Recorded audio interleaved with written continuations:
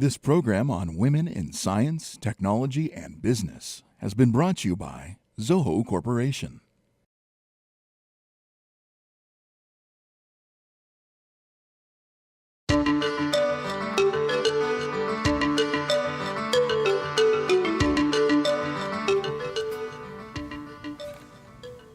Hello and welcome. I'm Kamla, and with me today is Nicole Lazzaro. She's the president and founder of XEO Design, based in Oakland, which is located on the other side of the Bay Area and is now a funky little town. Welcome, Nicole. Thank you. Great to be here. Oakland is a funky little town, huh? I've been there for quite some time, so it's just getting discovered, and a phenomenal amount of growth in the past couple of years. And absolutely. It's also a tech hub. Yes. It's an amazing tech hub. I mean, my company XEO Design is about halfway between Pixar and Fenton's Ice Cream Parlor. Okay. So there's a lot of stuff happening in the East Bay, especially in Oakland. So thank you for coming. So I was looking at this headgear. Yeah. This is a VR, virtual reality headset. Mm-hmm. And that's been the talk of the town for the last 12 months, virtual reality headsets. Tell us what got you interested in games. Great. Well, since the virtual reality, games have always created it. We create these magic circles that we pull players in for a few minutes, a few hours, a few days. And, games have been doing this, and so have I. I got really interested in virtual reality because of this thing. In working on games like Myst and The Sims, Star Wars, and The Matrix over a very long career, I realized that virtual reality really is this trip down a rabbit hole to experience Wonderland. And I grew up in Wonderland. I grew up overseas, riding camels, climbing pyramids, exploring fire temples. And that's in Iran, I'm guessing. And yeah. And I just want to go back and re-experience that full body wonder I felt as a kid. For those 5 years, my family was overseas. And VR is, with this technology, it's the first game platform that's been able to help me recreate those experiences I had as a child, and bring along all my friends. So you want to bottle that childhood experience and share it with others? Yeah, because as adults, as you get older, what happens is that wonder is a very rare emotion. We rarely experience it in our day-to-day life because we kind of got the world figured out. As adults, we don't. Huh? But as adults, we don't. As adults, we don't. But as kids, we do. Right. So then what we can do is we can create a game, though, that creates a magical, mysterious world. And then as an adult, we get to feel that full body wonder we, felt as a child. Which is, why our, first game at XEO Design is Follow the White Rabbit. So that's why we have the rabbit. That's why we have the rabbit here. So what is a rabbit? So Follow the White Rabbit reminds me of Alice in Wonderland. This reminds me Audrey Hepburn in that movie. Breakfast at Tiffany's with a choker of.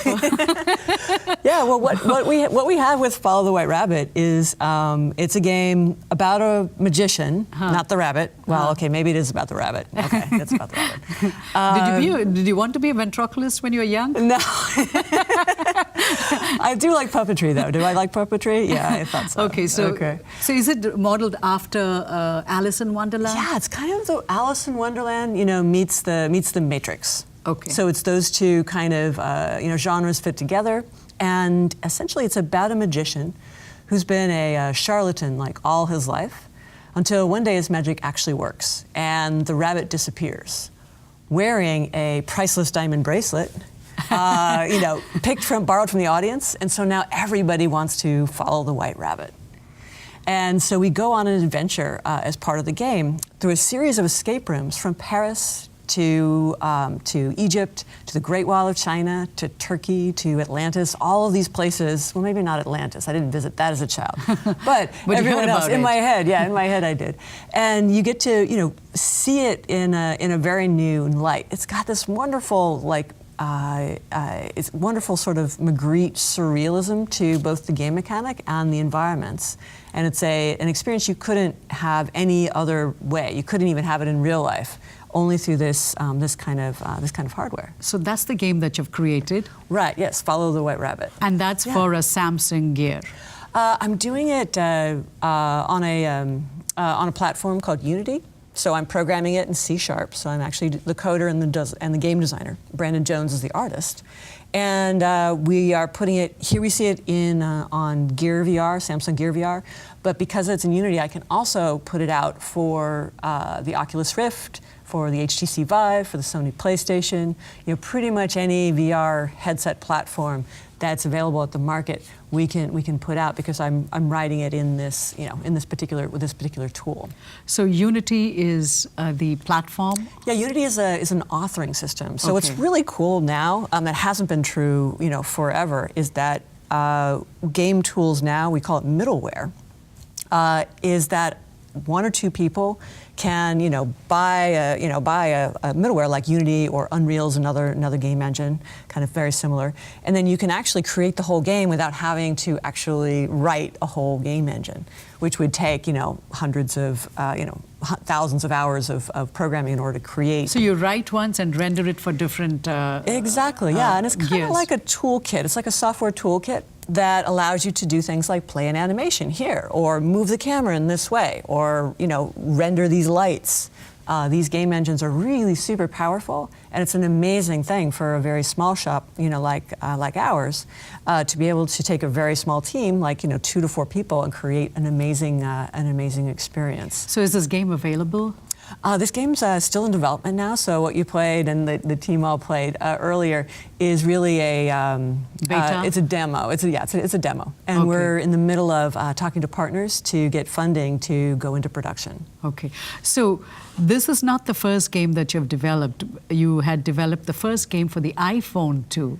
Yes, yeah. So I love new tech, and as a woman, it's really great because when you go into the innovation space. Let me stop you right there. Sure. When did you find out about the iPhone? Did you know about it before it was released? I knew about it before it was released, absolutely. I didn't know it before it was announced, but I'm pretty well known for giving a game industry talk in 2007 before the launch of the iPhone, in which I have a slide up there saying that Apple was going to upend the game industry and become the leading provider of mobile games on this yet to be delivered iPhone. They were going to essentially do with what they did to the music industry with iTunes. They were going to do the same thing with games. And with the iPod and everything. Yeah, and then nobody believed me. Maybe except for the guys from Apple that were in the audience, but I think they believe me. So what we did was, like, when the iPhone did, a couple months later, when the iPhone did actually launch, we could actually get our hands on the very first ones. I went to iPhone Dev Camp about a week later, a big hackathon, a development, a game jam we call them now, and met up with Joe Hewitt. And so Who is he? So he is an engineer that he went on to design the Facebook app. For the iPhone, the very first one. So he's a programmer, and so what I did is I did the design, he did the programming, and we created a JavaScript game. And this was when the iPhone only had 12 buttons, and there was nothing called an app yet. There was no app store, there was no SDK. So we decided, well, how can we get a game on one of these? Because that's what we wanted to do. So we created a JavaScript game that was called Tilt. And all you did was you rotated the phone from portrait to landscape, matching green one way, blue the other. And it was kind of like a falling Tetris, a colored Tetris kind of idea. And we got 1 million downloads, all free, of course, because there was no store.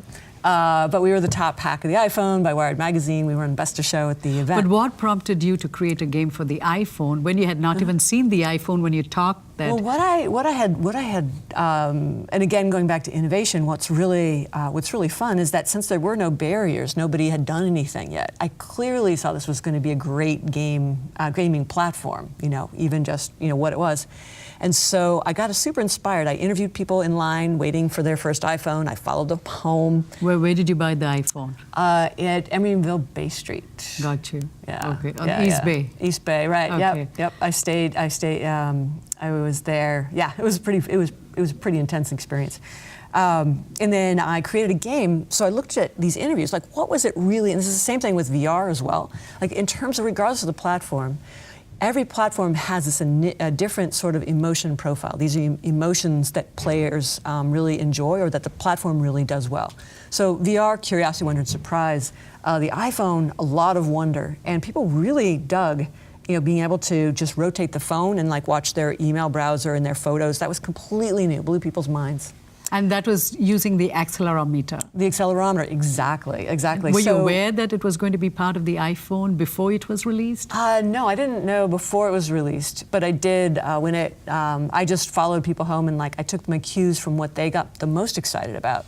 So instead of doing a shooter game or one that you could tap on, I used what you could only do, and that was unique and new, and created those things. I mean, there's nothing more excited than a first-time iPhone owner in that period of time. So we designed this game to be an extension of that. So after you got used to your phone, your email, and all that, you could actually then play a game that created those same emotions you had when the phone was new. We figured that would be a really big hit, and it was. So from there, what we did was we then took, this is a game called Tilt, and it's just a free download, or just a free JavaScript game. We measured the width of the browser to drive the game.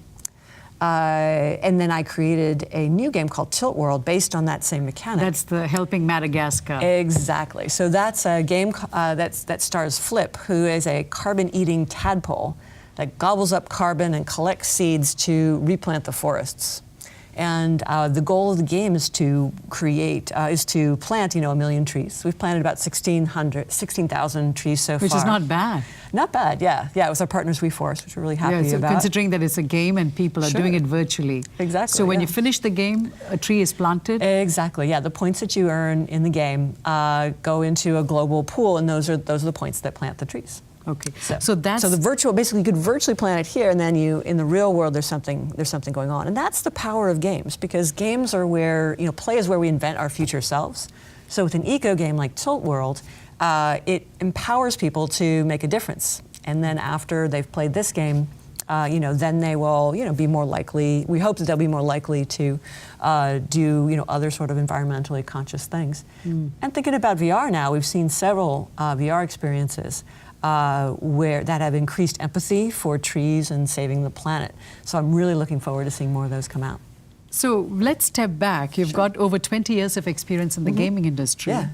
And you specialize in what is known as studying the emotions, the micro emotions in a player's face, and you profile players. And there are certain stages, and there's a spectrum, I would like to say. Stages that players go through, and you say that there are 4 key factors. Absolutely. And that is your claim to fame in some ways, because you wrote this in 2004, I want to say. There's 4 keys to fun. Absolutely.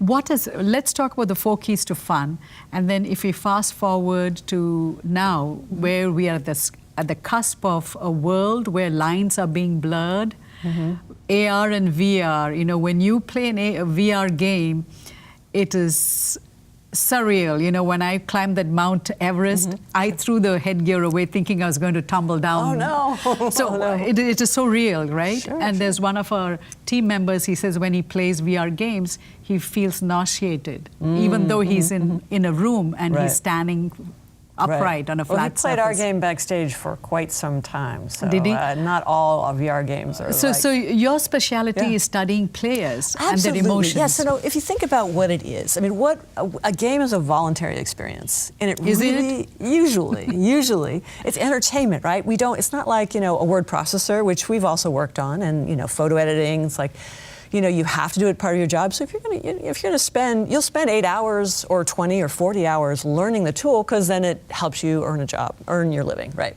Games, pretty voluntary. And we do them because they're intrinsically motivating, because we enjoy them. And they're also addictive. And they are, anything that is enjoyable can become, addictive. And I really say is if you are playing or doing something that you enjoy to the detriment of other aspects of your life, and that's really hurting you, that's when you cross the line, and that's when we pull back. And as designers, we really try and, wear white hats about this. But what we do is that, because it's really about, games are about the internal experience. I coined the term player experience. So it's the feelings that you have inside. And so what I did in leading up to 2004 was I measured emotions on people's faces as they played games. They're called microexpressions. I used the work of Dr. Paul Ekman, who does facial action coding. So we actually coded the players' favorite moments in games. When you say coded, what do you mean? I mean that I went and I actually watched people play. Two-way mirror? No. I went up to them and I watched them at home, school, and work, young and old, male and female. Everything from Tetris to Call of Duty, from World of Warcraft to Bejeweled. All kinds of games, at home, school, work, everywhere. And what we did was we videotaped them. I videotaped them, had them talk about their experience, as they were playing. So no mirrors involved. I feel it's much more genuine for me to be here, just like we are now, right? I was literally just there. The reason I asked is because you're a psychology major. Sure. So I thought maybe there were mirrors. Well, if you think if there's a mirror, I mean, we use lots of mirrors in Magic. No, that's something different type of illusion. But players are not, by and large, are not fooled by mirrors, and they're actually made uncomfortable by that experience. And so that's why we really try and be upfront. But what I did was I videotaped them while they played. And then I took those favorite moments in games, and I coded, which meant I marked the video. What kind of emotion was I seeing in their face? So curiosity, disgust, contempt, enjoyment, laughter, anger, all of these different emotions. And there's other emotions in the body. So, wonder, and then fiero, my favorite. It's like one of my favorites anyway. It's like, yes. That's an Italian word? Yeah, it's Italian for the pleasure and pride, the triumph over adversity. And it's a great emotion because nobody else has to experience. It's just like, I did it. And in a world where you don't have a lot of effect, where we feel like we're floating and spinning and it's so complex, the feeling of personal accomplishment, which is what fiero is all about, is amazingly, amazingly powerful. But so I did is I took these favorite moments in games and I organized them by, curiosity and wonder and, frustration leading to fiero and, laughter and love and, all these things. And I grouped them by emotion. And then from those groups, they broke into there's 4 keys, they broke into 4 different groups. And then from those groups, I then looked at, what were the mechanics? What were the actions people were taking? In the games to create those emotions. And so what were these 4 groups you created? Yeah, so what we've found is that developers, hundreds of thousands of developers around the world use this, and here's kind of where it's at, is that players play games for basically 4 reasons. They play for curiosity, they play for challenge, they play for, the sense of being social, friendship, and they play for meaning, value out of the experience. So it's this, exploration, mastery, social, friendship, and then... So it's not an isolating experience, playing games? Actually not. Most gameplay is actually social. If you look at the history of human play, and that goes back to playing, set, or backgammon way back in the Egyptian times, to now, it's often much more often a 2-player or more player experience. And in games, the early history of games is that it was for the first time I could actually play a game against the computer instead of having to get a friend over. So we see a lot of single-player games. A lot of single-player games on the iPhone. But that's not isolating. Is it isolating when you have? I think more people have more fun when there's other humans involved. So when there's interaction. Right. And so if you think about what are the 4 keys? So the first one, it's curiosity. And what's happening in the brain is it's the hook that pulls you in. It gets your attention. These are all different ways of getting attention. And it's exploration, role play, story, all of these things, fantasy, those things all pull us in for curiosity, wonder, and surprise. But then, dribbling a basketball is just fun. It's just fun to do. But then after a while, it's like, well, I really want to have a little bit more more structure. So that's when the second key comes in, which is hard fun. And then hard fun's about challenge, it's about mastery. It's about a goal. So that's why the hoop in a basketball is way up high and really small. Not here as a wastebasket, right? If putting a ball in there is just super tricky. It's a little bit hard to reach. It's hard to do, right? So you get frustration and obstacles and a goal. And that's frustration that leads to fiero. You can't actually experience fiero unless you are really frustrated first. In fact, if I'm ready to throw my smartphone through the window right before I win, that's when the arms punch the sky. So when you talked about psychology and game design, there's a lot going on because we want to hit those sweet spots to make the player feel good. So we actually make them feel bad in order for them to experience that overcoming, which is great. So that's hard fun. So it's hard fun, easy fun, then hard fun. Then social people fun is all about the feelings of friendship and meaning. We see it most often with amusement. It's cooperation, competition, communication, ways that we can collaborate and work together. You get amusement, you get schadenfreude, you get jealousy, you get the feeling of like, it feels better to win in social context, right? So you get that admiration from your peers. That's wonderful, serotonin rush there. So that's people fun, and the last one is what we call serious fun, and that's really all about learning and creating value. It makes a game feel less like a waste of time.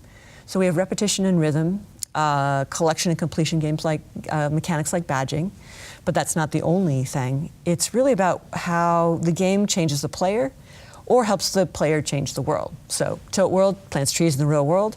Here with Follow the White Rabbit, we're using virtual reality to help them understand themselves and really help them understand other people around the world. So there's a trinity of emotions that you always talk about: surprise, fear, curiosity. Who nurtured these emotions in you when you were growing up? Was it your dad or your mom? I would say more than any parent, I think it was more the experiences I had. I had a very free-range childhood, so I was not to be put in any box whatsoever. Very difficult to keep me around. Did you play hopscotch as a kid? I did. I was much more though an adventurer, so I would make up my own stories, and I would go off in the corner of the yard. I would be in the we had a swimming pool, so the drained swimming pool, I would be creating my own worlds in chalk, around me, whether they were forests to explore or pyramids or, and then of course when we traveled, we had the luxury of traveling because we were stationed overseas for 5 years. I would sit and just try and imagine, like they had the sound and light show at the pyramids of Giza, and I would just try and imagine what would it look like if I could see those processions, like what were they eating, what kinds of people, if I were talking to them, what kind of songs did they sing?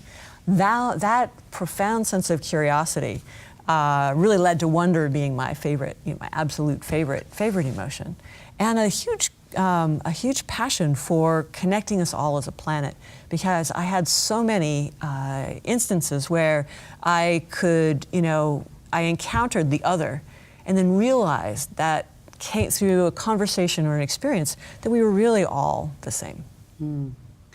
So your childhood and the fact that you were able to travel nurtured these emotions in you. What then brought you to Stanford from the East Coast? I think you grew up in the East Coast. So we grew up, we went from Iran to the middle of the country, St. Louis. Oh, St. Louis. Yeah. So from the Mideast to the Midwest. Okay. And it was a very different kind of thing. I spent most of high school like either on my roof or laying on the roof outside my bedroom window. See, I cannot stay inside. Or on the lawn in the backyard, just looking for aliens to, waiting for aliens to come pick me up because I was so bored. So what I did instead was I read the entire, there were summers, I just read the entire science fiction section of the